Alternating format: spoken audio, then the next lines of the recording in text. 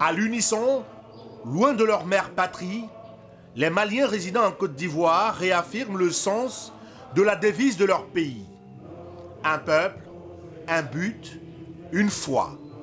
La foi de voir le Mali retrouver sa paix à l'issue des propositions du dialogue national inclusif. Un processus dans lequel la diaspora malienne de Côte d'Ivoire a pris sa part à travers les concertations organisées par l'ambassade du Mali en Côte d'Ivoire du 21 au 22 octobre. 2 jours durant, plus de 200 délégués constitués de l'ensemble des acteurs de la classe politique, de la société civile, des organisations fêtières et religieuses, ainsi que les consuls honoraires, ont pris part à ce rendez-vous important de la vie de leur nation. Les Maliens, dans leur intégralité, les Maliens de l'intérieur, les Maliens de l'extérieur, puissent se parler, analyser la crise multidimensionnelle et multiforme dans laquelle se trouve notre pays, pour faire des propositions de sortie de crise. Parce que la crise a atteint un tel seuil qu'aujourd'hui, il faut faire appel à l'intelligence, à la réflexion, à la contribution de chaque Malienne et de chaque Malien, y compris les Maliens de l'extérieur. La mise en place du Présidium du dialogue national inclusif du Mali en Côte d'Ivoire, dépourvu de toute coloration, représentait un enjeu clé de ce début de concertation. Nous, en tant que membres du Présidium, nous n'aurons pas de parti pris, sans aucune coloration politique.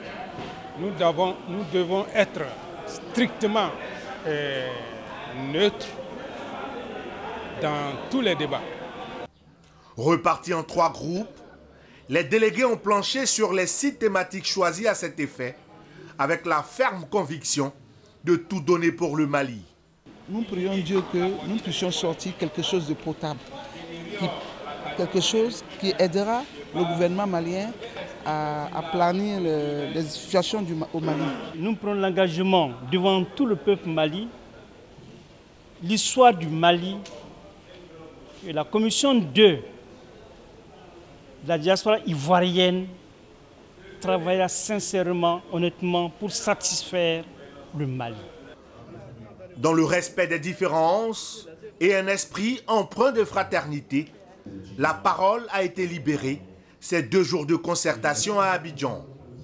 Réunification du territoire, cohésion sociale, lutte contre la corruption, réforme institutionnelle, justice, lutte contre la pauvreté, relations diplomatiques, l'accord d'Alger, réforme de l'armée, sont entre autres ébauches de solutions, non sans compter les problèmes auxquels sont confrontés la diaspora. Les panélistes de cet atelier ont mis le doigt sur le problème récurrent de l'établissement des cartes d'identité consulaires et autres documents administratifs, et notamment la rupture intempestive de la fourniture des cartes d'identité et revoir leur durée de validité. Il faut retenir que les étudiants maliens et élèves résidant en Côte d'Ivoire ont évoqué leurs préoccupations relatives à l'insertion sociale des migrants et l'égalité des chances pour tous en termes de bourse. Le satisfecit est général. Vraiment, ça a été un succès pour tous les Maliens. Tous ceux qui sont en Côte d'Ivoire, nous sommes tous contents de ce qui s'est passé dans ces 2 jours.